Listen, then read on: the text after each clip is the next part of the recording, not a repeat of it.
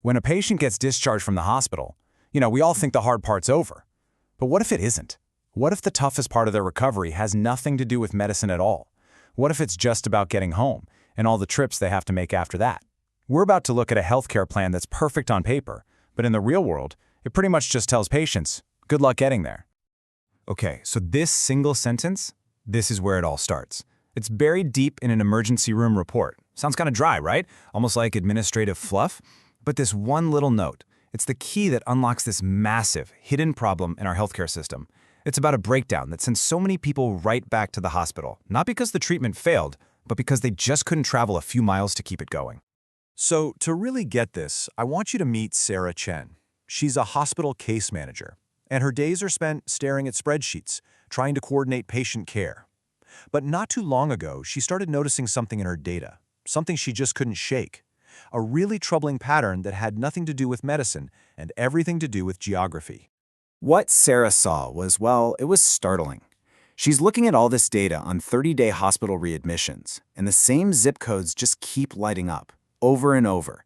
They weren't random at all. They formed this really distinct ring around the outer suburbs.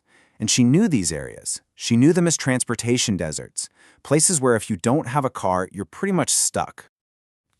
Data tells one part of the story, but it's the people that make it real. Take Mrs. Rodriguez. She's back in the hospital for heart failure after just 18 days. Why? Couldn't get to the pharmacy. Or Mr. Thompson, readmitted in 22 days for his COPD. He missed his big follow-up appointment. And here's the kicker, the common thread. They lived less than 2 miles from each other, and both were stranded because they had no way to get where they needed to go. And this really gets us to the heart of the problem. We're calling it the 2-mile canyon. It's this idea that a distance that looks so small on a map can become this huge, impassable chasm for someone who's sick and trying to get by in the real world. Look at a map. It's just 2 miles from home to the specialist's office. Simple, right? But on the ground, for someone who's just had surgery or is fighting a chronic illness, that short trip can feel like an impossible journey. So why? Because the real world is just full of these barriers we never even think about. You can't drive after an operation. The closest bus stop might be a quarter-mile walk, which, let's be honest, might as well be 10 miles if you're struggling to breathe. There's no direct bus to the clinic anyway. The pharmacy, it's in one of those strip malls you can only get to by car. The whole point is, our suburbs were built for speed, for cars, not for people walking, and definitely not for people who are sick. And this isn't just about a few individual people. This whole thing pulls back the curtain on a massive systemic issue. It's about how our healthcare system keeps creating these perfect discharge plans that just run headfirst into a brick wall, a dead end. The process seems so logical, right? Step 1, you diagnose and treat the patient. Step 2, they get better, you discharge them. Step 3, the plan says follow up with your doctor in 7 days. But that's where the system's logic just completely falls apart. Because the landscape, the real world, basically says, good luck with that.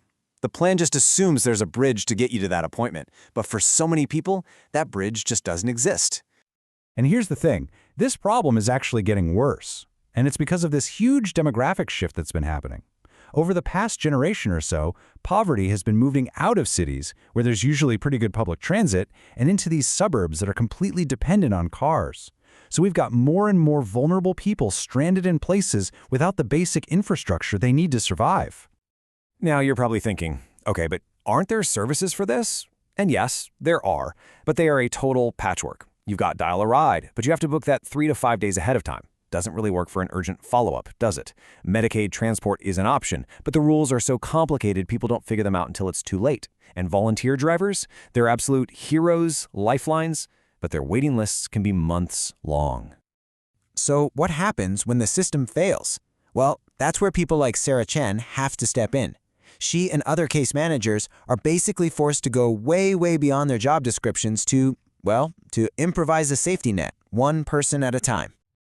She essentially becomes a logistics operator. She starts flagging high-risk patients before they even walk out the door. She's on the phone with their families, trying to explain how incredibly important that first follow-up is. She's coordinating with paramedics, tutoring patients on how to navigate the maze of benefits. She's even spending her own lunch breaks trying to confirm that a ride is actually going to show up. And this whole improvised system is just so fragile. Some weeks it actually works. A daughter moves her work schedule around. A neighbor offers to drive. But other weeks, a ride just falls through. a pharmacy closes early, and the gaps in the system just completely swallow the best-laid plans. So what's the actual impact of all this? I mean, the stories are powerful, but the hard data, that's what shows you the real scale of this problem. This transportation gap has a very clear, very measurable bottom line. When Sarah finally tallied up her numbers, the result was just stark. Patients in these suburban areas who don't have reliable transportation are readmitted to the hospital at a rate 40% higher than their peers. Let that sink in, 40%. That is a huge and honestly a preventable difference. And yeah, this has massive financial consequences. In Maryland, for example, there's a state program that actually ties a hospital's payments to their readmission rates. If the rates are too high, they get penalized. We're talking up to 2% of a hospital's entire inpatient revenue is on the line. So this isn't just a human tragedy. It's a multi-million-dollar financial problem that hospitals literally cannot afford to ignore. At the end of the day, what Sarah's work really does is it shines a spotlight on this invisible gap in our healthcare system, a gap that exists between the clean, orderly world of medicine and the messy reality of a person's life. Let's just call it the real gap. It's that space between a perfect clinical plan written on a chart and a person's actual, real-world ability to follow it. It's the distance between a bottle of pills sitting behind a pharmacy counter and the hands that physically cannot get there to pick it up. And this really gets to a core, dangerous assumption. The medical system just operates as if this bridge from the hospital door to the patient's home and back again is just there. It's a given. But for millions of people, that bridge was never even built. This just brings it all home, doesn't it? When you look at it this way, you realize that for so many patients, the most important factor in their recovery isn't some new pill or a fancy procedure. The difference between getting well and getting sick all over again is something as simple and as vital as a passenger seat. So we want to leave you with this question. We're so used to measuring health in clinical terms, in blood pressure and lab results, but maybe we need a new way to measure it. Maybe the real distance between sickness and health isn't measured in lab values at all, but in miles, in bus routes, and in sidewalks. Maybe it's measured in our ability to finally close that gap.